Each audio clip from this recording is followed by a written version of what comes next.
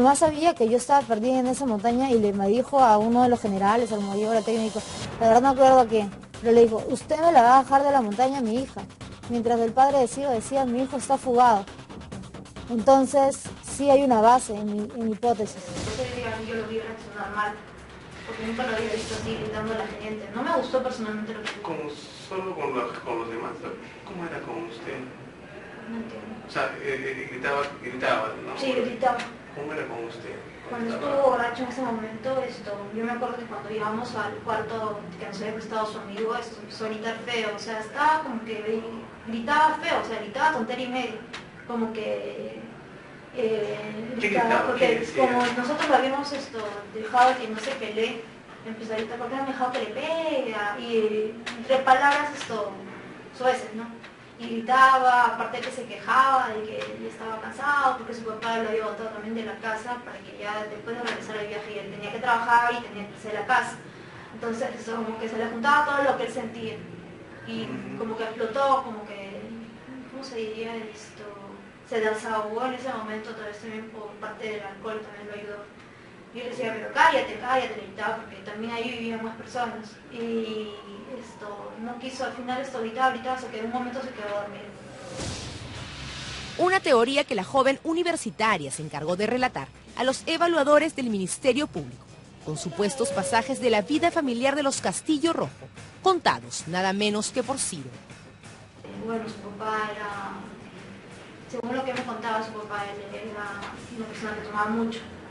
Y que a veces llevaba a la casa a pegarle a su mamá, a golpearle a su mamá y que... Para ese entonces, se empezó a filtrar en la prensa nacional la teoría de Rosario sobre la fuga de Ciro. Su padre en varias oportunidades lo mencionó antes de que nos encuentren a ambos, de que Ciro podía haberse fugado. Y si él lo dijo con tanta seguridad, durante tantos días que estuvo acompañando a mis padres, entonces creo que ese es el sustento necesario. Si lo dice tu padre, si tu padre te conoce.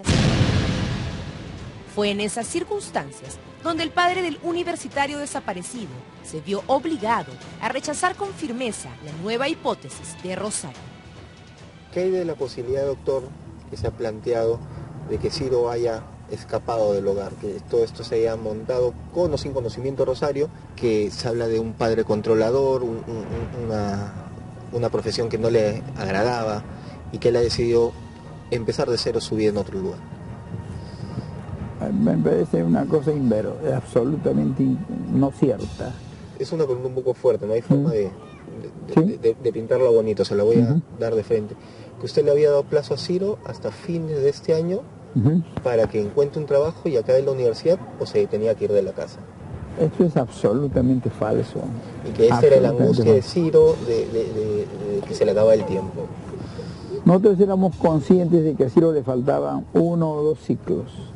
Es más, él me había advertido ya que iba a necesitar dinero, en una cantidad más o menos regular, para continuar sus estudios y para sacar la tesis y todo lo demás. ¿De dónde habían sacado los periodistas esta sorprendente información? De manera paralela, la primera semana de agosto, periodistas de ATV y otros colegas hacían públicas las conclusiones de una de las evaluaciones psiquiátricas a la joven Rosario Natalí Ponce López, de 24 años.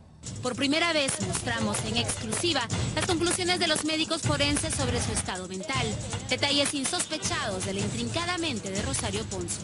Presenta un manejo inmaduro de los impulsos, poca tolerancia a la frustración y tiende a conductas de riesgo y temerarias. Televisión, diarios y notas de internet presentaban abiertamente el perfil psicológico de Rosario, que forman parte de la investigación preliminar.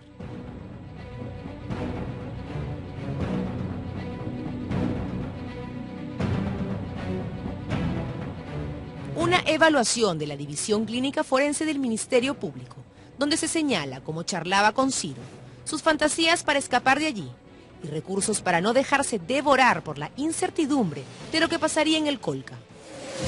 Ante los médicos contó que durante los primeros días perdida se reencontró con Dios. Para darse valor, dijo, se llamaban como los personajes del Señor de los Anillos. Ella era Frodo y Ciro Sam. Una vez sola, asegura estuvo a punto de suicidarse, pero su bisabuela muerta y la voz del propio Ciro la animaron.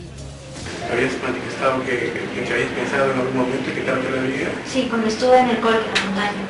Lo único que estaba pensando era en tirarme del abismo y pues como que me reencontré más con Dios. O sea, fue distinto porque yo le dije a Dios, o sea, le hablé directamente porque en realidad estaba tan cerca de él en ese momento que le dije, si muero, si algo me pasa, déjame ser tía de mi hijo. Y en ese momento fue extraño porque yo sentí que mi abuela María apareció, mi bisabuela, que está muerta.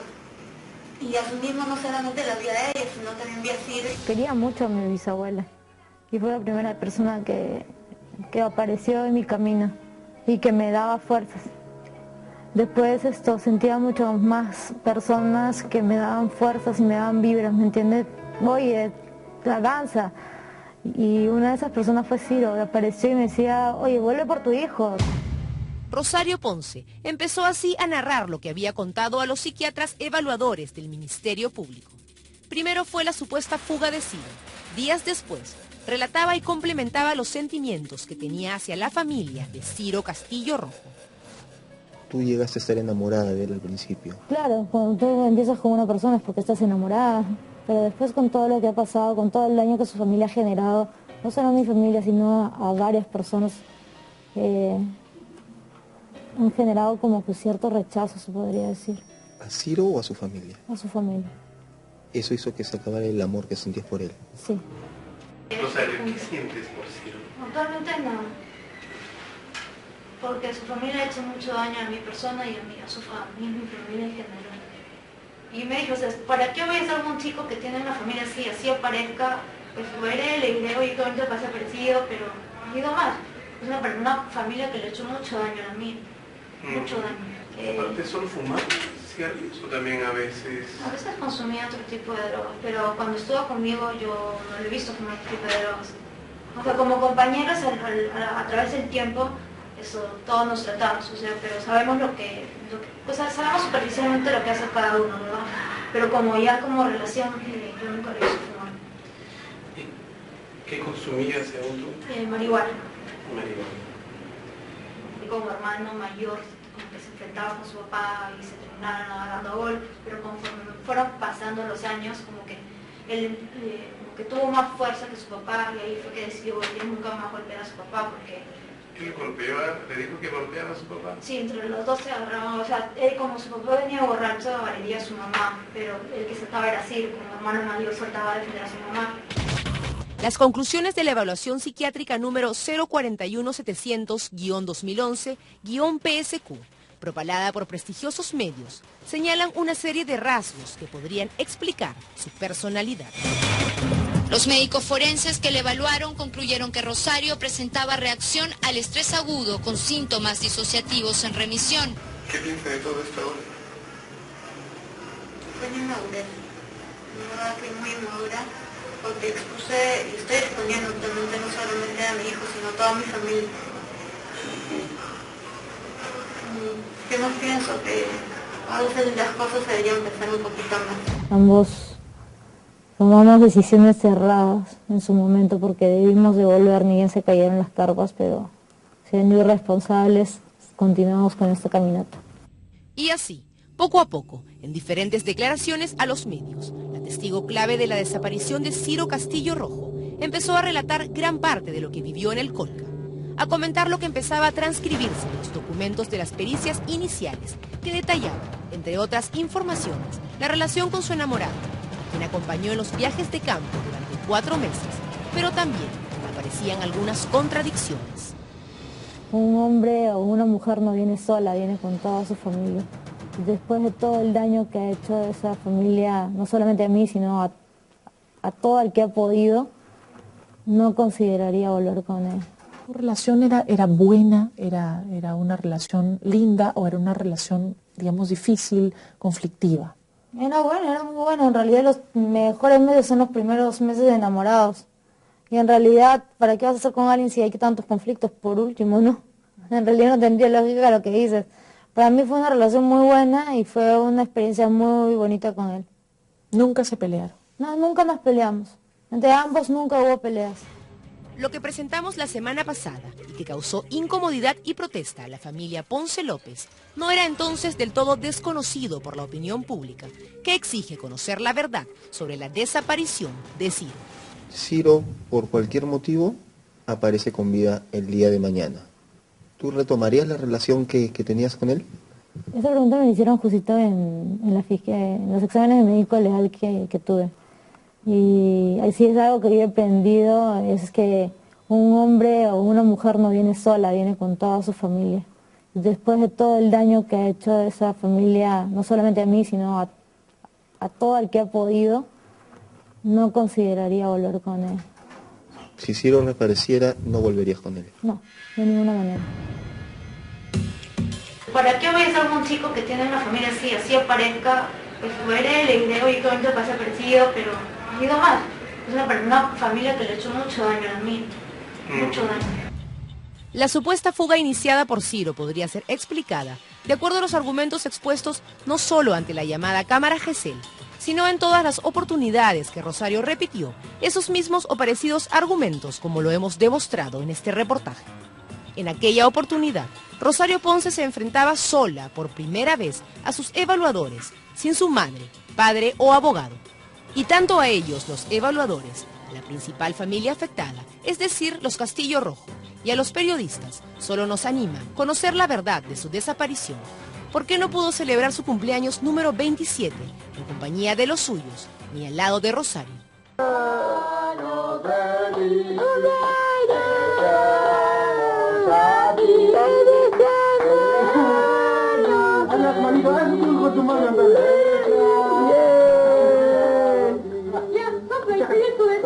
¿A qué dirección llamamos? Alúmbrate lo que está soplando.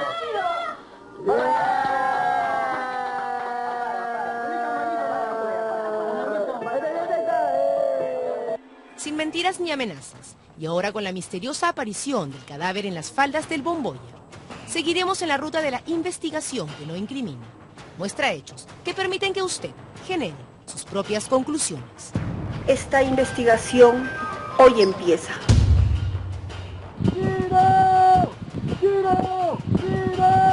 Yo siempre dije que nosotros llegamos a la zona de las mochilas. Y es algo que yo he confirmado en todas mis declaraciones y es algo que siempre he dicho. Bien, vamos a ver qué cosa pasa en las próximas horas para conocer, como siempre, lo que nos interesa, conocer la verdad de la desaparición de Ciro. Y ahora vamos a cambiar radicalmente de tema. Les contamos que Alberto Quimper dijo esta semana que una necesidad fisiológica lo obligó a acudir al restaurante La Bombonière. Indicó que ahí compró un bizcocho para poder usar el baño y que salió inmediatamente, un argumento francamente digno del especial del humor. Marisol Choquehuanca construyó un perfil de Don Vieto y su inseparable compañero Rómulo, apoyándose en los sketches más celebrados de las ratas. Recorrimos nuevamente los mismos pasos hacia un encuentro usualmente sorpresivo. Señor Quimper, ¿cómo está, señor? Buenas noches, señor Quimper. Nosotros somos de Canal 2. ¿De dónde? De Canal 2. No, yo no entiendo ningún. Sí, pero queríamos hablar... Exactamente hace 2 años le tocamos la puerta a Don Vieto. ¿Cómo está, señor? Buenas noches, señor Quimper. Esta vez nos volverá a abrir la puerta.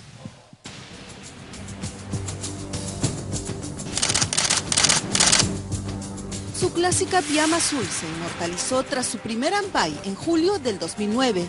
Desde entonces, a pesar de su arresto domiciliario, encontrar a Alberto Quimper, Don Vieto, dando unos pasitos fuera de casa, ya no sonaba a imposible. Y así fue, aunque esta vez Don Vieto fue más lejos. Usted está con arresto domiciliario, sin embargo, se le ve a usted... Vengo de comer. El último ampay de Alberto Quimper fue el pasado martes. Se le antojó comer fuera de casa y eligió ir a La Bombonière, un exclusivo restaurante en San Isidro. Vengo de comer. ¿Sí? Su memoria parece frágil porque luego cambió de versión. ¿Qué cosa pidió en el restaurante La Bombonière? Un bizcocho para poder pedir permiso para entrar al baño. Pero no fue precisamente solo al baño. Ya se fue también.